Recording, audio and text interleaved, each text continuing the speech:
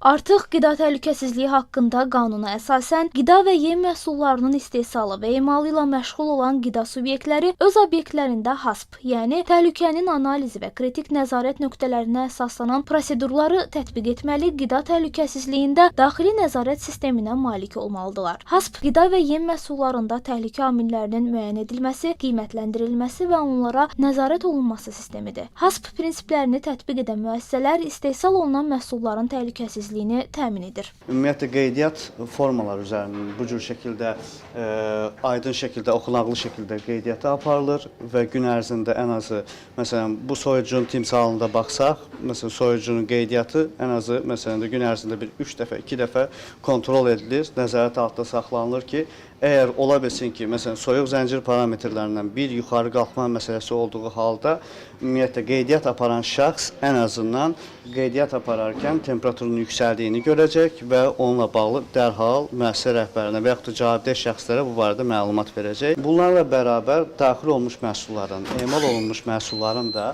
bu qaydada ümumiyyətlə emalı proseslərində nə vaxt emal olunduğu, ümumiyyətlə hansı partiyaya aid olduğu, hansı məhsul, hansı etiketli olduğu da anbarlarda etiketlənmiş halda qeyd olunmalıdır. Həmçinin HACCP qida müəssisələrində təhlükəsiz qida istehsalı üçün tələb olunan gigiyena şərtlərini müəyyənləşdirir. İstehlakçıların sağlamlığına təhlükə yarada biləcək səbəbləri aradan qaldırır. Sonda məqsədimiz nədir? Dövlət yoxlamalarının sayı azalsın, müştəri şikayətlərinin sayı azalsın, ümumiyyətlə qida zəhərlənmələrinin sayı azalsın, müəssisənin qida təhlükəsizliyi mədəniyyəti və yanaşması olsun. Qeydiyyatdan keçmiş 110 mindən artıq qida subyekti var. Bu irili, ortalı və iri, orta və kiçik və mikro sahibkarlıq subyektlərinə bölünür. Qanunvericiliyə görə aparılan təkrar yoxlama zamanı verilmiş göstərişlərin icrası və vəziyyəti yoxlanılır, aradan qaldırılmadığı və ya tam aradan qaldırılmadığı təqdirdə İnzibati Xətalar Məcəlləsinin müvafiq maddəsinə uyğun olaraq İnzibati xəta haqqında protokol tərtib edilir.